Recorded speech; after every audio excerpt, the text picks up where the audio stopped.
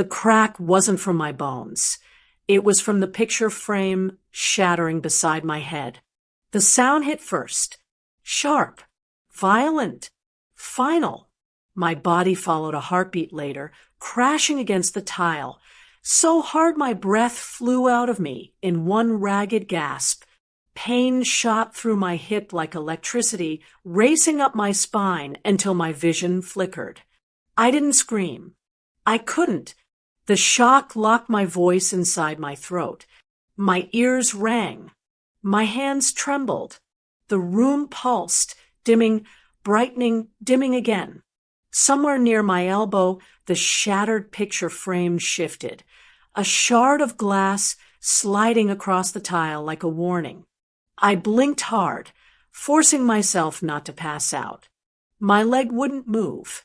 A numbness crept down to my toes, spreading slow and frightening. The kettle hissed on the stove, the sound twisting into something sinister in the quiet kitchen.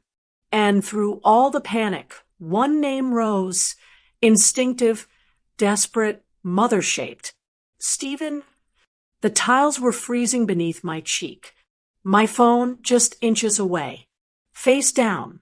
Screen black. Silent. I dragged myself toward it.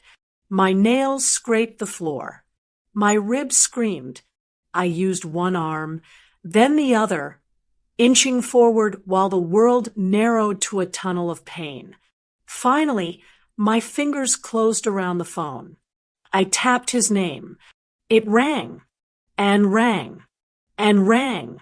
Then, what? Flat, cold, whispered, like he didn't want someone next to him to hear. Stephen, my voice broke. I fell. I'm on the floor. I can't stand. I need. A long, irritated exhale cut me off. Not fear. Not urgency. Just annoyance. Someone whispered behind him. He shushed them. Then he delivered the quiet dagger. I'm not your servant. Don't you get? The call dropped. I stared at the cracked photo beside me. His childhood grin split down the middle by a line of shattered glass. My heart clenched so tight it felt like a fist twisting inside my chest. That's when you learn the truth about people. Not when you're standing, but when you can't get up. My name is Odette Harper, and the floor taught me what years of love tried to hide. My breath trembled. I tried to lift myself again, but pain tore through me, forcing me still. The loneliness pressed heavier than my body weight. My own house felt foreign. If this moment stirred something deep in you, let me know the time you're watching this. The kettle clicked off. The house fell silent. My pulse thundered in my ears. Then, a violent pounding hit the front door, jolting the floor beneath me. Odette! Mr. Carter's voice cracked with fear. You all right? Another bang. Harder, sent the picture frame skittering across the tile. Open this door. I couldn't move, couldn't answer, could only listen as the banging grew louder. And louder, and louder. Mr. Carter didn't wait for me to answer. The moment I unlocked the door, he stepped inside, eyes already scanning the kitchen. His face tightened when he saw the broken frame and the way I stayed braced against the cabinet. Lord have mercy, he muttered, sliding one arm under mine. Come on, lean on me. We gotta get you checked. His grip was steady, strong. Nothing like the voice I'd heard minutes earlier from my own son. Mr. Carter helped me out to his car, holding the door while I lowered myself as carefully as the pain allowed. He reached for the seat belt and clicked it in, his movements gentle but efficient. The engine rumbled, and we left my driveway behind.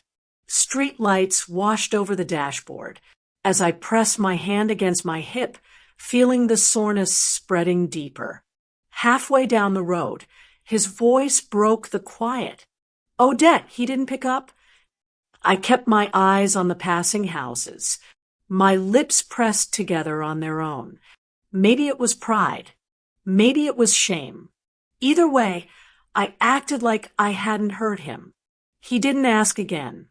At urgent care, he walked me inside, flagged down the front desk nurse, and stayed until they wheeled me into an exam room.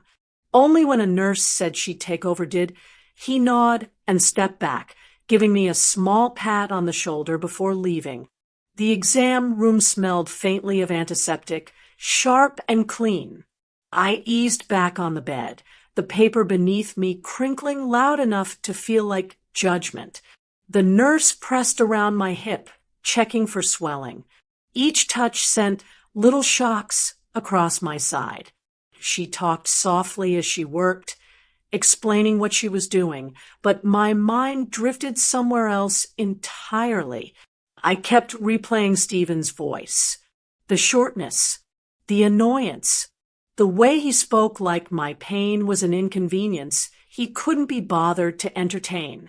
I'd heard many tones from my boy over the years, but that one reached a part of me deeper than bone. A vibration buzzed near my left hand. My phone screen lit up. A debit alert, $84.19. From a store across town. I stared at it until the numbers blurred. My son couldn't drive me to the hospital, but he could swipe my card at that exact moment. My breathing stalled.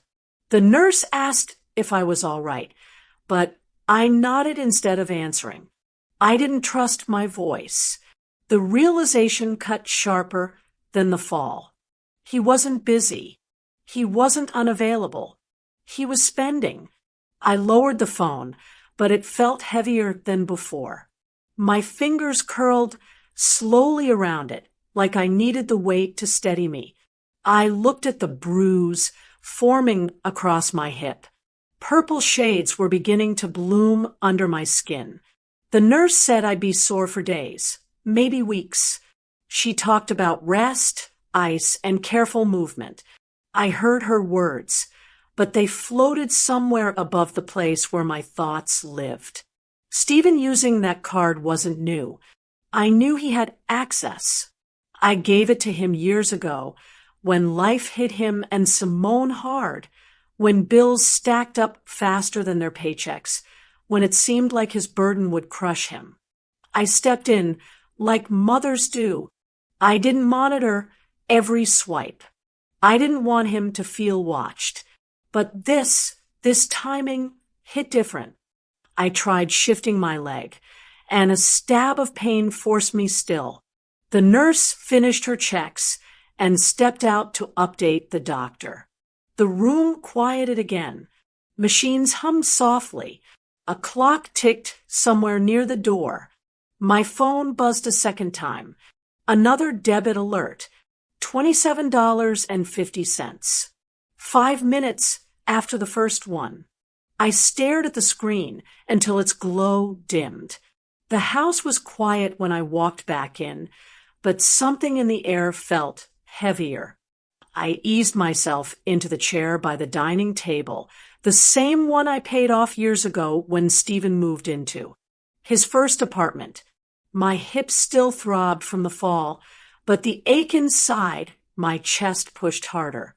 I set my phone on the table and opened my banking app. The numbers appeared in neat rows, lined up like a trail I suddenly needed to follow. There it was. The $3,000 transfer. Same date every month. Same amount. Same pattern. I tapped into the transaction history, scrolling back through the months, through the years. All of it sitting there in plain sight. Money I sent without hesitation. Not because I was obligated. Not because someone asked. But because my son called me once, years ago, with a tremble in his voice I'd never heard from him before. He had just lost his job. Simone was home with their second child. Rent had jumped. bills stacked in piles. Every edge of their life felt like it was closing in on them. I told him I'd help until he got back on his feet. I didn't think twice. I didn't wait for him to ask twice. I didn't want him to drown under responsibilities he wasn't prepared for. That first month, I sent what I thought was enough. The next month, I sent a little more. Soon, I decided a steady 3,000 would keep them stable. What started as temporary turned into routine. I pressed my thumb against the phone, letting the screen brighten again. I scrolled further down into the smaller transactions, the ones from yesterday, last week, last month. I had seen them before dozens of times, but I'd always glanced past them. I convinced myself they were groceries, diapers, or kid things. My mind filled in reasons because I trusted my son. A memory flickered quietly. My sister, sitting across my kitchen one afternoon last year, stirring sugar into her tea. "You're making it too easy for him," she said, tapping her spoon against the cup. "You're creating dependence." I waved her off. A mother helps her child. She studied me long, her eyes soft but serious. Help is one thing. Carrying is another. Back then, I brushed it aside. I didn't want to hear warning in her voice. I didn't want to imagine my son leaning on me, not because he needed to, but because it was convenient. Now, looking at the small charges, $38.60, $59.12, $15.79, $21.45. I felt something different rising in me. These weren't diapers or milk. These weren't emergencies or groceries. Many were from places he liked to grab lunch. A couple were from gas stations on his route to work. One was from a clothing store I'd never shopped in. Every ignored alert sat on my chest like fresh weight. I had given him enough to live. He still took more. I set the phone down, inhaling slow, steady breaths so the pressure behind my ribs didn't burst through my voice. I'd always told myself I wasn't keeping score. I wasn't looking for credit. I didn't need a thank you every time he used that card. I believed love didn't need a ledger. But now, the silence after my fall, that tone, the timing of those charges, it all felt different. I reached for the edge of the table, grounding myself. The wood was cool beneath my fingertips. I followed the grain absent-mindedly, feeling each groove. A habit I'd done 1,000 times without thinking. Today, it felt like a small anchor holding me steady. Another buzz lit up my phone. An email this time. My breath dipped as I tapped the notification. A receipt, time-stamped 8:23 a.m., purchased by Stephen Harper, charged to my card, something he bought this morning. The moment froze in my throat. Mr. Carter insisted on walking me to the door of Stephen's place, even though I told him I could manage. The grocery bags rested heavy in my lap the whole ride over. Rice, chicken, paper towels, things I picked up out of habit more than intention. I hadn't planned on coming here today. My hips still ached, but something in me wanted to see the life I'd been carrying on my back. He helped me up the walkway and waited until I knocked. Simone opened the door, her eyes flicking over me in a quick sweep that didn't land long enough to register concern. "Oh, hey," she said, stepping aside without touching the door fully, like she was letting in a delivery. "Just put the groceries on the counter." Her voice didn't carry warmth. Not dislike, just indifference. A tone I'd heard before, but today it met me differently. Inside, the house looked lived in. Too lived in. Plush throw blankets, new lampshades, a rug I'd never seen before. The kind of upgrades people make when they feel steady, comfortable, secure. A security I'd been funding month after month. I placed the bags on the kitchen counter, trying not to wince at the pressure on my hip. Simone stayed on the couch, scrolling her phone, barely glancing up. "Thanks," she murmured, the word floating out like air she didn't need. My eyes moved across the space. Soft cushions, polished table, candles arranged neatly. Then they landed on the stack of unopened packages on the dining table. 7 of them, different sizes, all untouched. One box tilted slightly, its shipping label fully visible. I stepped closer, pretending to adjust the grocery bags so I wouldn't draw attention. The invoice inside had slipped halfway out of the flap. The last 4 digits of the card on file were printed clearly. My card. A faint hum filled my ears. My hand hovered over the package, not touching, just hovering long enough for the truth to settle into place. He'd used the card again, not for emergencies, not for their children. For this, whatever was inside these untouched boxes. My mouth went dry, the air tightening at the back of my throat, not from anger, from clarity, a clarity that felt heavy and quiet, the kind that shifts the inside of a person more than the outside. I looked at Simone again, her legs tucked under her, hair freshly done, nails neat and glossy. She scrolled with the ease of someone who didn't worry about the next bill coming in. Her comfort sat in the room like a fourth presence, louder than her silence. The kitchen sink dripped once, the sound sharp in the stillness. I opened a cabinet to put the groceries away, and even there, everything was full, stocked, overflowing. They had more food than I did at home. A soft thud pulled my eyes to the front door. It opened quickly, then shut just as fast. Stephen stepped in, keys dangling from his hand, trying to wipe off sweat like he'd rushed from somewhere. But not from anywhere that mattered. Not from me. He paused when he saw me standing near the packages. "Ma, you here?" he said, voice light, pretending surprise. His eyes didn't meet mine long enough to hold anything. I straightened slowly, shifting my weight off my injured side. Something in his face tightened for half a second. Something like guilt trying to hide behind familiarity. Simone finally looked up from the couch. "You're late," she told him, "not me." Stephen forced a small laugh. "Traffic." But his gaze kept slipping away from mine, darting toward the table, toward the packages, then back toward the floor, as if the truth inside those boxes might spill out if he looked too long.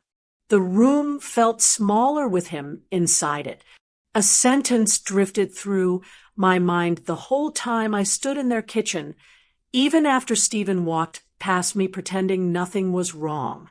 It wasn't loud. It wasn't sharp. It floated in like a memory that finally knew the perfect time to show itself. "You'll always help us, Mama. You don't need anything." He said it years ago, back when the trouble started, when bills rose faster than his pride could keep up. I'd laughed back then. I thought it was just a tired son leaning on a mother who loved him. But now, standing in his house that felt fuller than mine, the words circled with a different weight. Simone called from the hallway, "Can you help with the baby? He needs his bath." I nodded, even though she barely looked at me. My hip stung as I bent to lift the little boy, warm and sleepy, his head falling lightly against my shoulder. His innocence softened something in me. None of this was his fault. I walked him to the bathroom, turned on the warm water, and lowered him gently into the tub. His small hands splashed, water catching the light. I wiped his cheeks with a washcloth and let the rhythm of caring for him settle my breath. That's when I heard it, soft voices rising from the hallway. Stephen and Simone, not arguing loud, whispering in a way people do when they're keeping their frustration tucked under their breath.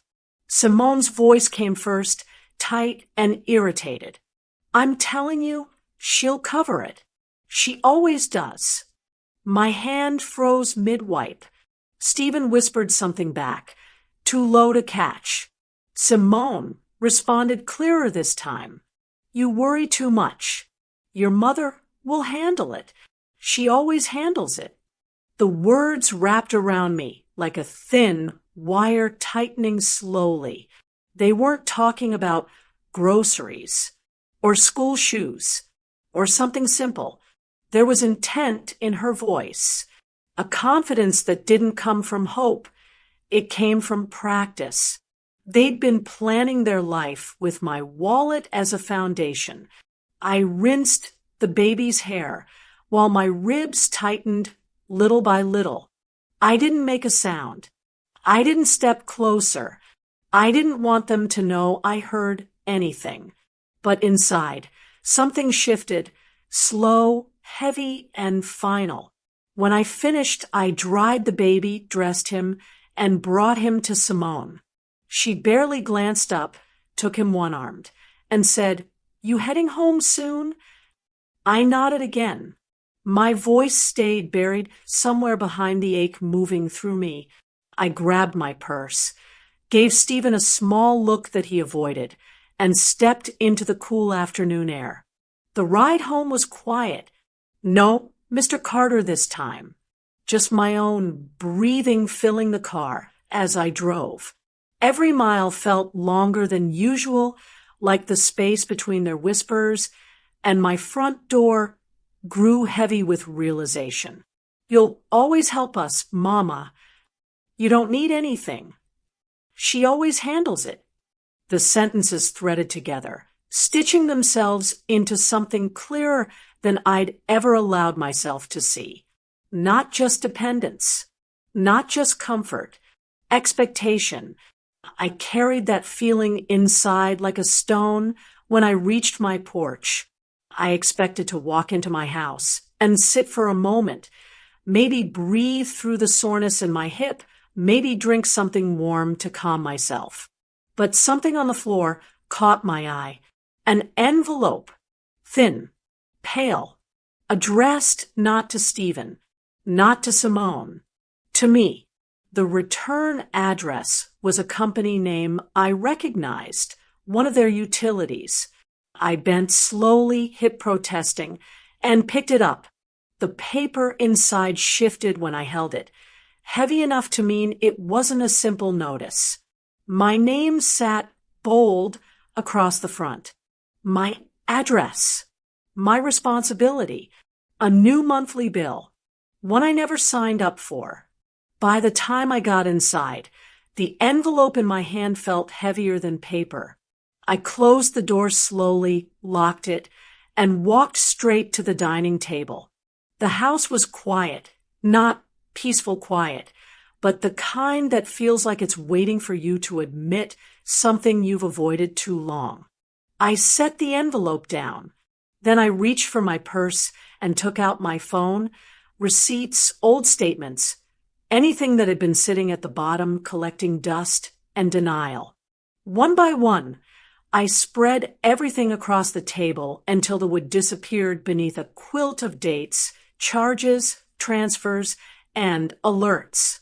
The room felt smaller with everything laid out, like the truth finally had enough space to breathe. I slid the latest bill to one corner and opened my banking app again. My fingers hovered above the screen, but this time they didn't tremble. My hip ached when I sat down, but I ignored it. I wanted clarity more than comfort. I started tracking the purchases the way someone traces footprints in the snow, noticing how each one pointed in the same direction, right back to my son's convenience. Not emergencies, not crises, just lifestyle. A lunch spot he liked, gas for his car, shoes from a store I'd never stepped inside, a subscription renewal I never approved, another package from that morning, steady spending, steady comfort, steady taking. I pinched the bridge of my nose, letting my breath steady. $84, $27, $49, $72. It wasn't the amounts, it was the pattern. A pattern of entitlement disguised as need. A pattern I trained myself to overlook, thinking I was helping a struggling son. But the more I looked, the more the charges looked like choices. Choices made because someone else was paying. I reached for another stack, older statements from last year. And that's when something thin slipped out and fluttered to the floor. A yellow envelope, handwritten, unopened. I leaned down and picked it up. The birthday card, the one I bought for him last year, the one I tucked away after he canceled dinner last minute, saying something came up and he'd make it up to me. I remembered standing in my bedroom afterward, holding the card, realizing there was nowhere to go with the affection I'd carried into that day. I sat back down, smoothing the envelope in my hands. It was small, but it pressed a memory against my chest. The version of him I kept trying to believe still existed. The boy who used to hug me with both arms. The boy who used to laugh with his whole face. I set the card next to the statements. Then I started connecting the dots. Not survival. Not emergencies. Not, Mama, can you please help just this once? I'd been financing their comfort, their ease, their lifestyle. My breathing softened, not from weakness, from acceptance. A quietness filled my chest.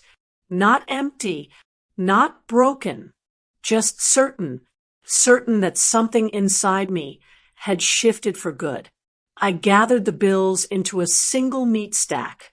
Not angrily, not hurried, just deliberate. Then I reached for the envelope with my name on it and slid it beside the others, aligning all four corners perfectly. I wasn't looking for emotional meaning in the moment. I wasn't trying to make it symbolic. I was simply making sense of the truth in front of me. My hand drifted toward my phone, the smooth black edges cool against my fingers. The screen lit up when I touched it, reflecting my face back at me in the dim light. I looked tired, not just from the fall, tired from carrying everything alone. A quiet strength settled behind my ribs. I picked up the phone fully.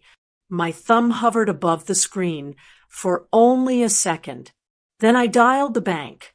The moment the call connected, the line crackled softly, followed by a familiar voice. I'd spoken to this banker a handful of times before, just routine things. New card, replacement card, travel alert. But his greeting today carried a different tone. "Mrs. Harper," he said, "you're the one with the authorized user, right?" The words slid through my chest like cold water. "Yes," I answered quietly. "That's me." He paused, as if choosing his next words carefully. "All right, let me pull up your profile." I heard keys clicking on his end, papers shifting. A low hum from whatever machines filled the background. I sat at my table with every bill and statement spread in front of me like pieces of a puzzle I'd refused to assemble. "Okay," he said slowly. "I'm seeing several recurring payments here. Are you calling about those?" Recurring. The word sat heavy. "I'm calling," I said, steadying my breath, because I need to understand what's been happening on my card. Another pause. Longer this time. Mrs. Harper, I don't mean to overstep, but it looks like your authorized user has quite a few automatic charges set up.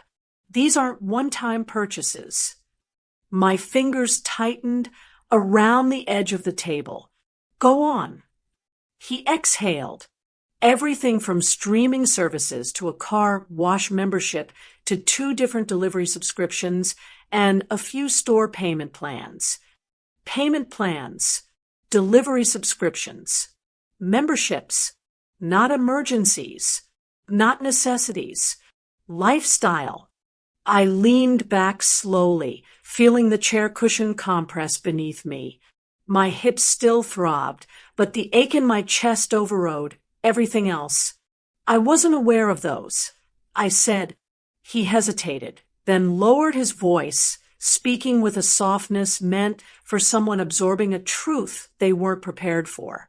You're not the first parent to go through this, he said, and you're not the only one who didn't know the full extent. Something in me shifted, not violently, not with anger. It was quieter than that, a settling, a realization of scale. It wasn't that Stephen used the card. That part one already knew. It was how much he'd hidden. The subscriptions, the memberships, the steady pattern, the confidence that I'd never question it. The banker continued. Some of these charges have been active for over a year. That's why I asked if you were calling about the recurring payments. My breath hitched, not from shock, but from the tiny clicks of clarity lining up one by one.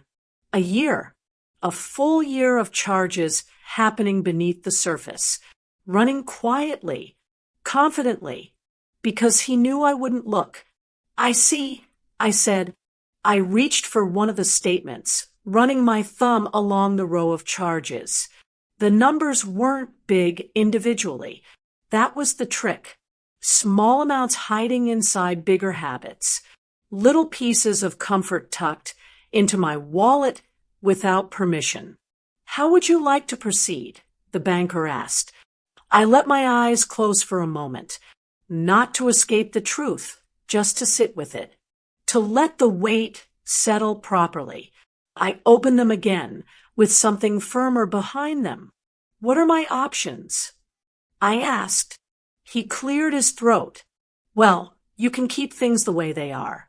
You can set spending limits, freeze the card, or... He stopped, letting the last option hang in the air. Or what? I asked, my voice quiet but steady. When he spoke, his tone changed again, gentler, careful, carrying the seriousness of a turning point. Or, do you want to remove him today, ma'am? His words landed in the center of my chest like a stone dropped in still water, creating ripples that reached places inside me I'd ignored for too long. The moment I ended the call with the banker, my hand didn't shake, not even a little. The clarity inside me was too steady for trembling. I pressed my thumb to the screen and opened the card settings. The option sat there like it had been waiting for this exact day. Block card. I tapped it. A message popped up. Are you sure? I pressed yes without hesitation. The line went cold. My card, the one Stephen had treated like a second paycheck, was no longer his safety net. No more quiet charges. No more automatic payments. No more assumptions. For the first time in years, the silence that followed felt like mine. I set the phone down and took a slow breath. The weight behind my ribs eased just a little. Not relief, something firmer. Like my spine had straightened on its own. I made myself tea, careful with my hip as I moved, and sat at the table while the steam curled up toward my face. The warmth soothed me. The truth steadied me. 10 minutes passed. 15. 20.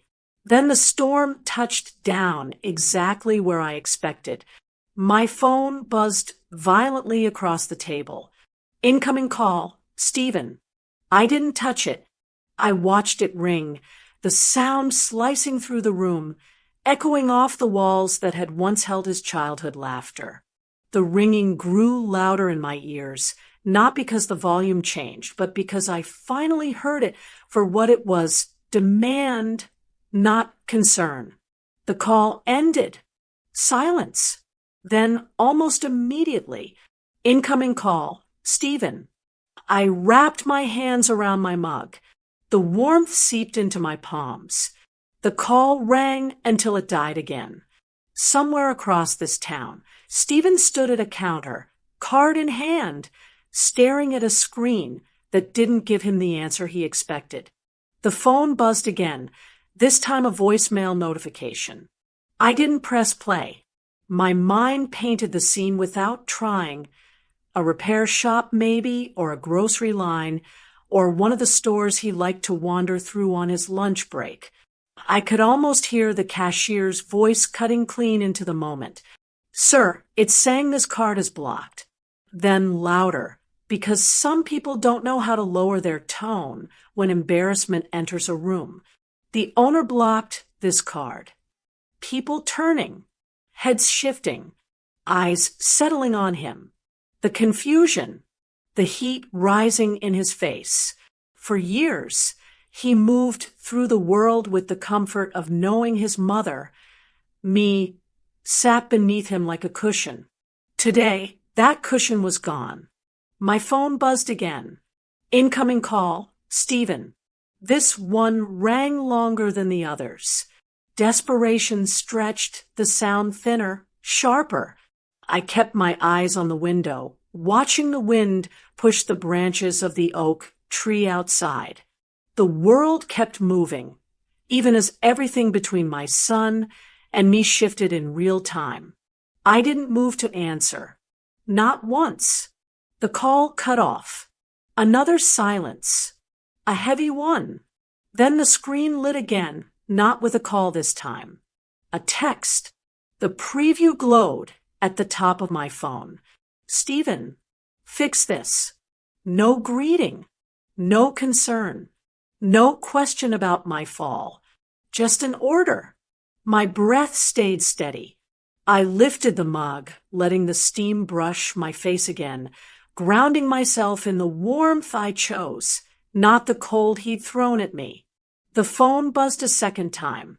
Another text appeared beneath the first. Stephen, what did you do? The words stared up at me, full of confusion and entitlement, both fighting to land first.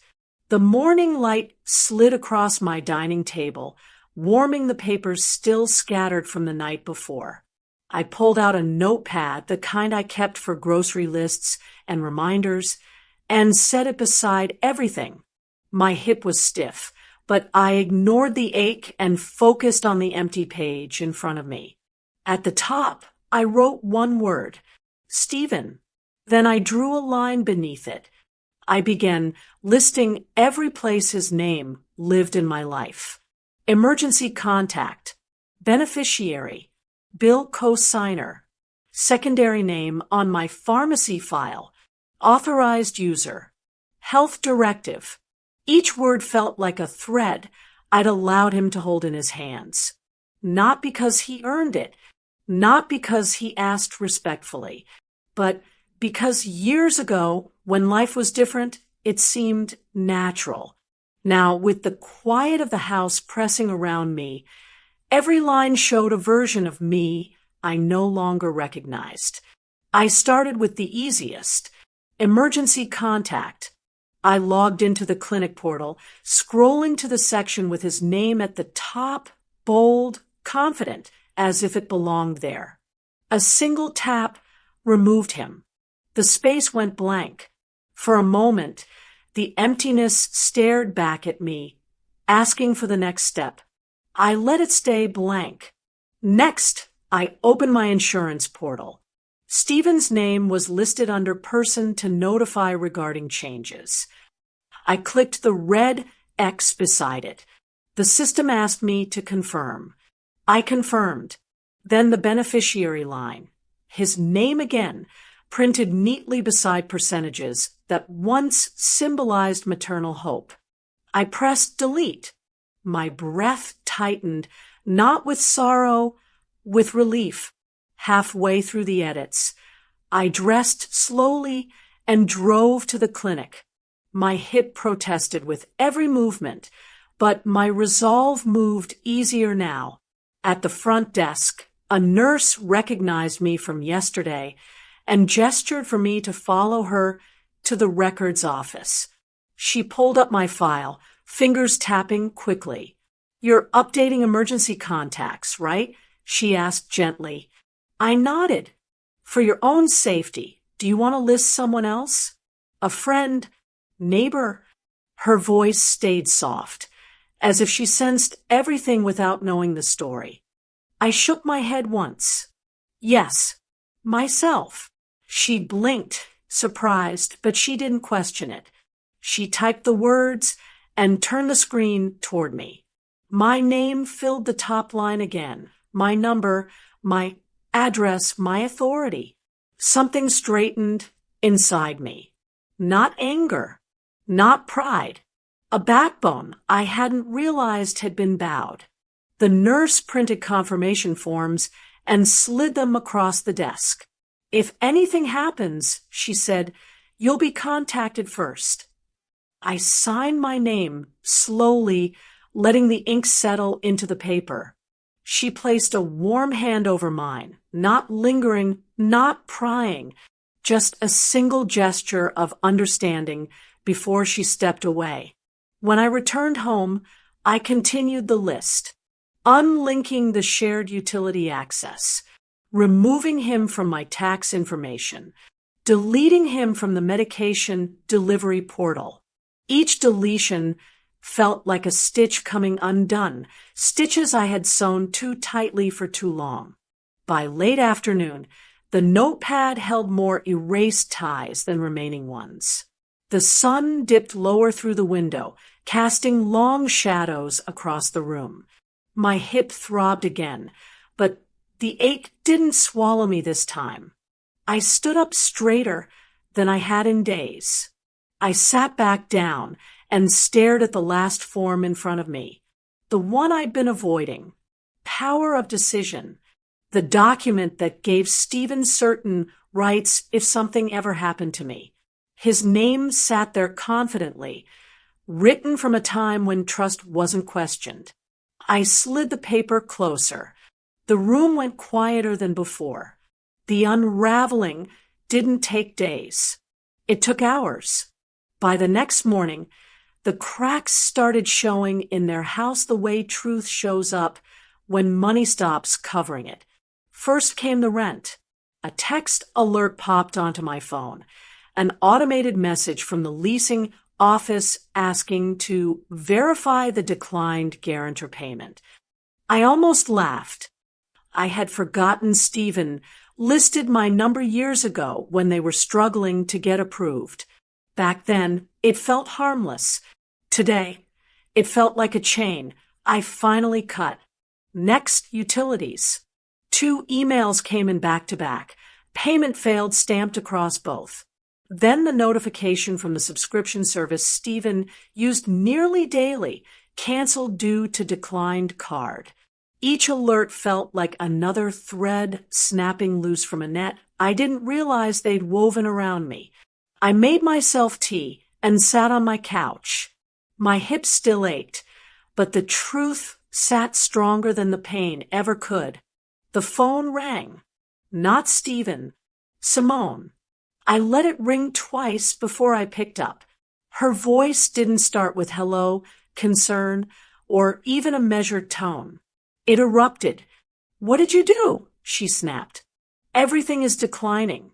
Rent bounced. Our internet is down. The groceries wouldn't go through. Fix it." Her fury rattled through the line like she expected me to flinch. I didn't do anything," I said calmly, my voice steady enough to hold its own weight. I simply don't pay those anymore. Silence. A silence so sharp it sliced straight through her anger.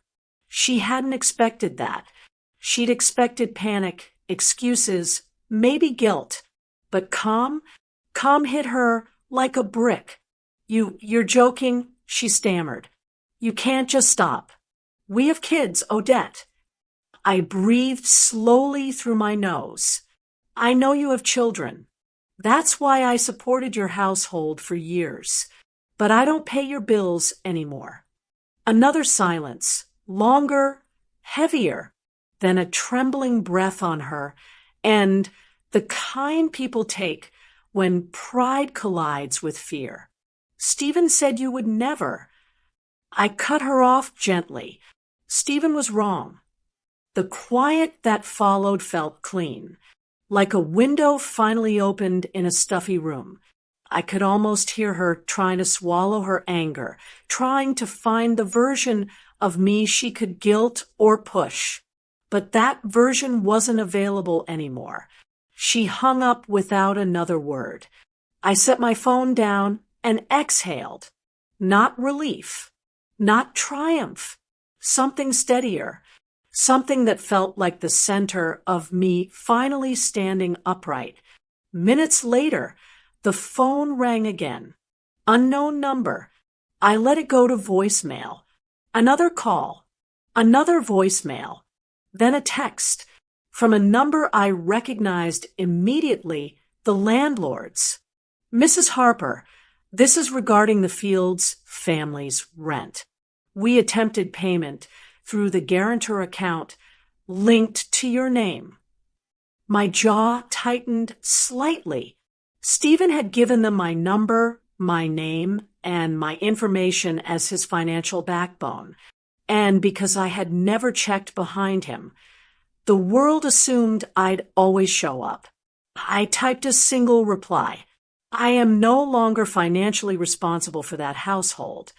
3 dots appeared, then disappeared, then nothing. I set the phone aside again. For the first time in years, my life felt like mine. The bills in my home belonged to me. The weight in my chest felt lighter. And my decisions, every one of them, were finally aligned with the woman I had become, not the mother I had forced myself to be. The phone buzzed again. A long message this time, from Stephen. The preview alone showed enough to paint the tone. I can't believe you did this. You embarrassed me. Everything is messed up because of you. Why would you do this after everything I've done? The message cut off in the preview, replaced by 3 dots. Then another message followed right beneath it. Mama, please, just talk to me. The swing between blame and begging sat bright on the screen. The message thread sat open on my screen for a long time before the call finally came in.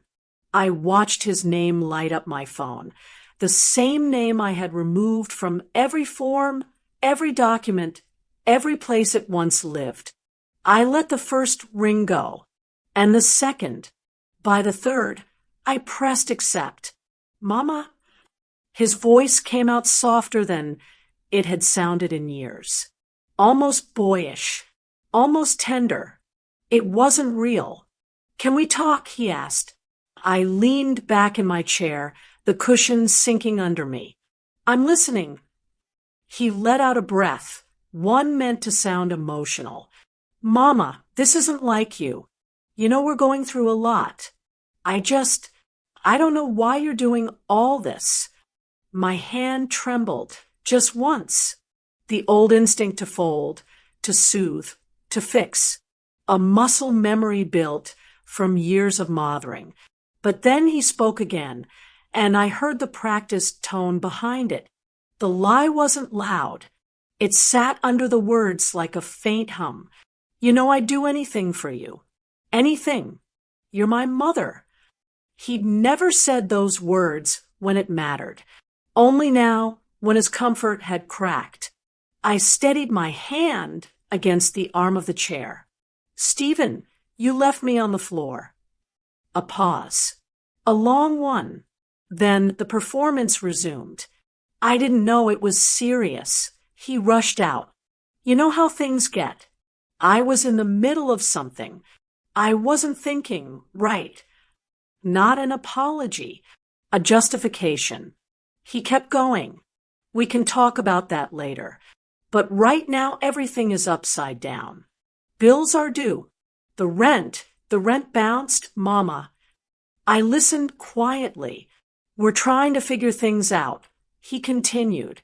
We just need your help this month.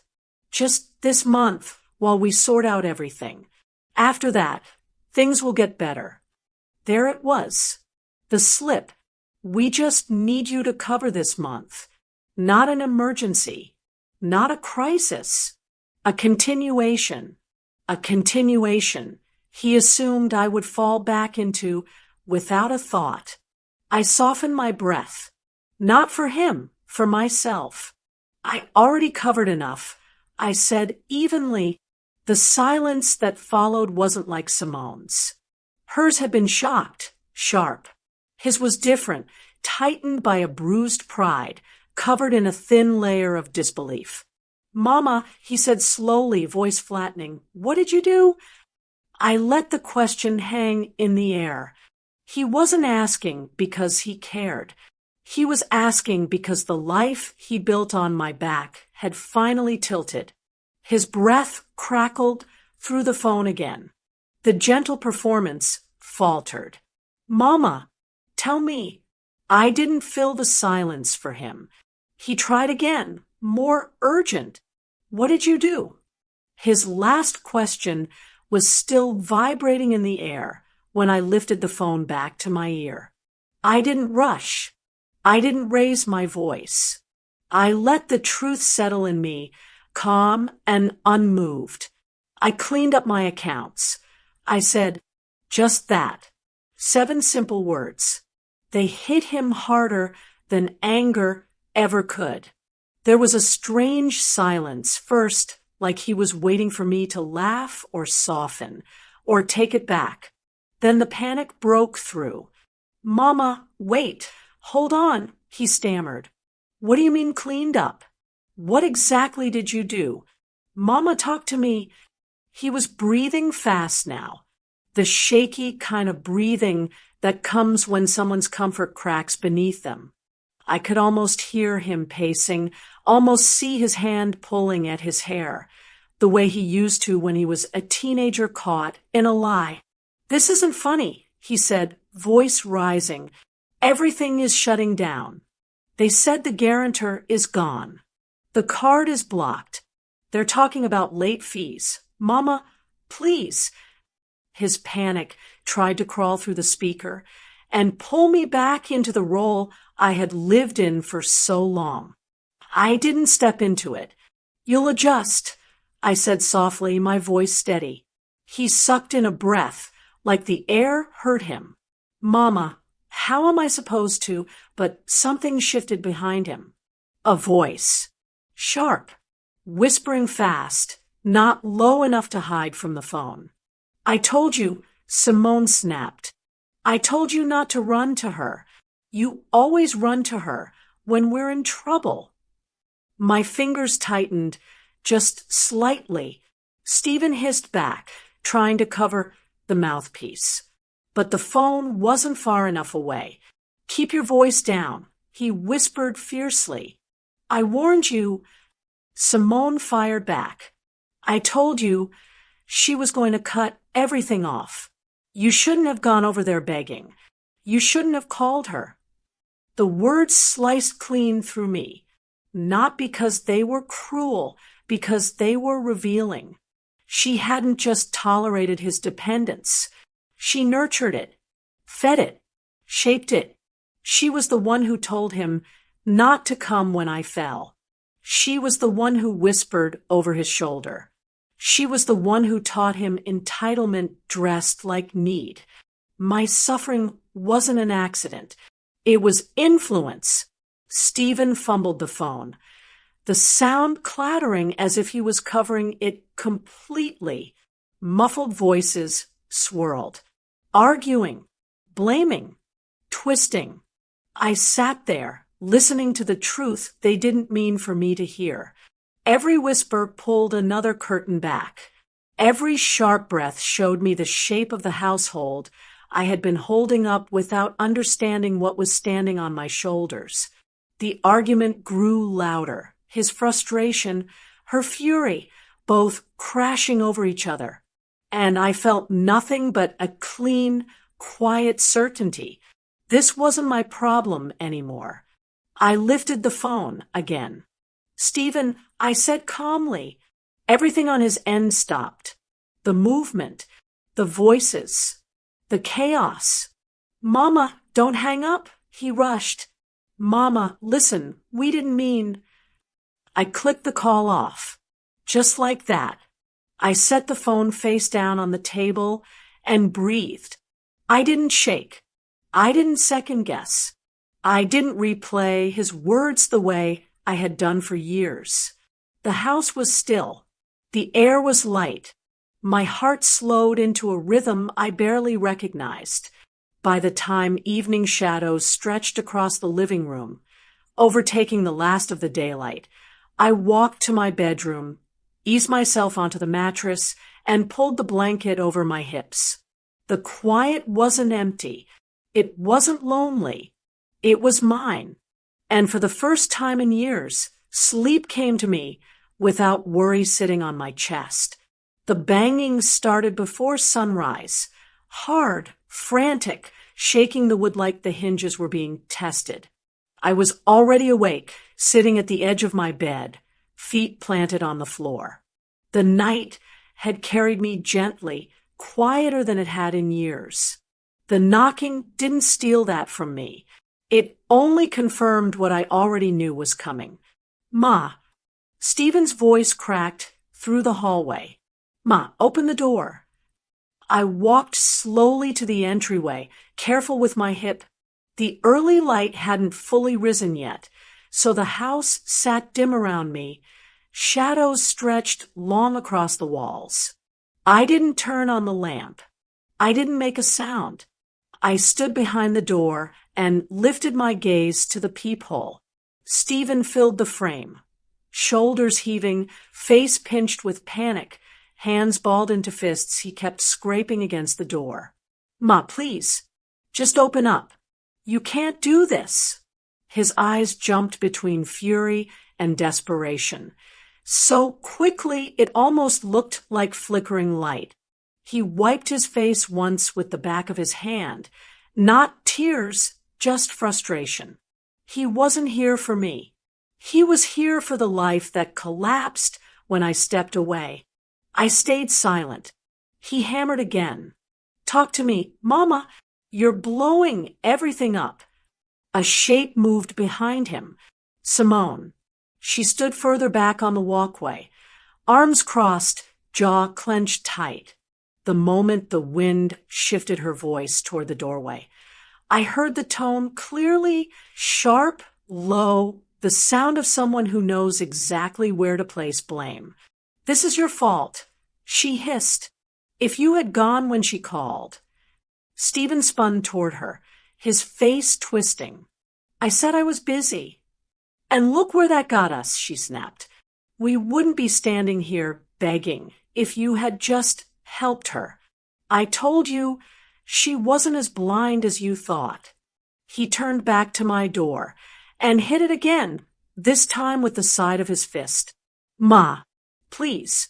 Through the peephole, I watched the boy I raised fold into a man who never learned to stand on his own. His chest rose and fell too fast. He gripped his hair. He paced. He cursed under his breath. Then he dropped into guilt like it was a language he knew better than English. "Mama, I'm sorry," he whispered. "Okay?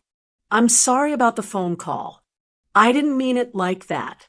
I was overwhelmed. I wasn't thinking. Please just open the door." He slid down the door frame a little, leaning into it like the weight of the moment was too much. "Mama, please. You know I love you. You know that." He waited for my voice to answer, waited for the old habit in me to rise, waited for the softness I used to give him without question. It didn't come. I watched him through the peephole until his breathing steadied just enough for the next phase. Manipulation. "Mama, you can't do this to us," he said, voice trembling in all the right places, practiced trembles, the kind he used when he wanted something. "We have kids. Bills. We're drowning here." Behind him, Simone muttered, "We wouldn't be drowning if you handled your business instead of running to her every time." He snapped back at her, but the words didn't matter. The truth had already stepped into the open between them. I placed my hand on the doorknob, not to open it, just to steady myself. I leaned in close enough that only the wood separated my mouth from his ear. My voice came quiet, clear, unshaken. "You'll build your next life without me." His hand froze mid-knock. His breath caught. His whole body went still, as if the sentence knocked the wind from him harder than the card decline, harder than the rent bounce, harder than the quiet truth he didn't see coming. I stepped back from the door. Outside, he finally dropped his fist. His shoulders sagged. His head lowered. The anger drained out of him slowly until only a tired, stunned shape remained. He turned away from the door, smaller than he had arrived. The next morning arrived quietly, with sunlight drifting across my living room like it had been waiting for me to notice it again. For the first time in years, I woke up without a financial weight sitting on my chest before my feet touched the floor. I didn't rush to check anyone's bill. I didn't brace for another alert. My mind, usually crowded with someone else's responsibilities, felt open. I made breakfast slowly, letting the kettle whistle without hurrying it. My hips still ached, but the pain didn't feel heavier than the peace in my chest.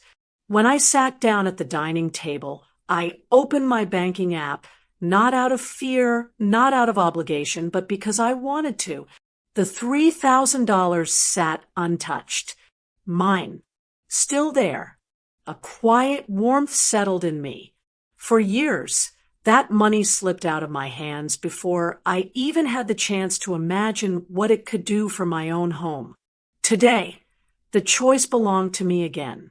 I redirected part of it into things I had postponed for too long. I scheduled a full checkup for myself, the kind I used to cancel because Stephen's rent was due. I ordered a soft brace for my hip to help with healing. I ordered groceries for my pantry, not theirs. Fresh vegetables, fruit, herbs I missed cooking with. And the thick oatmeal I hadn't bought in months because I kept telling myself I didn't need extra. I even added a bouquet of lilies to the cart. Not for a holiday. Not for anyone else. Just because they're my favorite. I paid for everything with one click and then sat back in my chair feeling something I hadn't felt in too long, my own life returning to its rightful place. By midday, I stepped into my spare room, the one where I kept old books and folded blankets. In the corner sat a small bag I bought weeks ago but never filled. Today, I opened it and placed inside brand new notebooks, pencils, crayons, and a warm little hoodie for my youngest grandchild. Not for Stephen, not for Simone, just for the little one who deserved something steady, something good, something untouched by his parents' choices. I didn't tell them. I didn't need to. I would drop it off at the school office quietly. No note, no signature, just a gift placed exactly where it belonged, with the child, not the household built on entitlement. I stood there for a moment, holding the small hoodie against my chest. It was soft, warm, comfort woven into fabric. It reminded me that love didn't have to disappear just because boundaries arrived. It only had to shift into safer places. When I returned to the living room, the lilies had been delivered. Their scent filled the air softly, blending with the late afternoon sunlight. I trimmed the stems and placed them in a vase on my dining table. For years, that table held other people's papers, other people's bills, other people's weight. Today, it held flowers. I walked through my home slowly, noticing everything I used to overlook. A lamp needing a new bulb. Curtains I wanted to replace. A carpet I could finally deep clean. Small things that belonged to me. Things I now had the resources and the energy to care about. Peace eased into every corner of my house like it had been waiting for me to call it home again. Every quiet breath became part of a new rhythm. A rhythm without guilt, without demands, without someone tugging at my pockets while pretending they loved me for my heart. My peace wasn't loud. It wasn't dramatic. It didn't need applause. It was my revenge, steeped in dignity, layered in silence, rooted in self-respect. And it fit me perfectly. Evening settled outside, soft and steady. I sat on my couch, pulled a blanket over my lap, and let my body relax into the quiet. For the first time in a long time, I felt like myself. Not someone's bank. Not someone's fallback. Not someone's safety net. My phone buzzed on the cushion beside me. A text from Stephen. The preview lit up the screen. "Mama, please, just hear me." I didn't answer his message that night. But the next morning, when the sun slipped through my curtains and settled soft across my floor, something in me felt steadier. Not softer, steadier. The kind of steadiness that lets you face something without giving it power. I sent him a short reply. "We can talk. Public place." He agreed immediately. By afternoon, I walked into the small cafe near the park, the one with the warm lighting and honey-colored tables. My hip ached as I crossed the room, but I didn't rush. I wasn't arriving as a rescuer or a guarantor. I was arriving as myself. Stephen stood near the window, hands stuffed in his pockets, shoulders tense. When he saw me, something passed over his face. Relief, guilt, uncertainty, all tangled together. "Mama," he murmured. I nodded and sat down. He sat across from me, fingers tapping the table before he pulled them back into his lap, like he didn't trust his own hands. For a moment, neither of us spoke. Then he exhaled, the breath trembling at the edges. "I messed up," he said quietly. "I really messed up with you."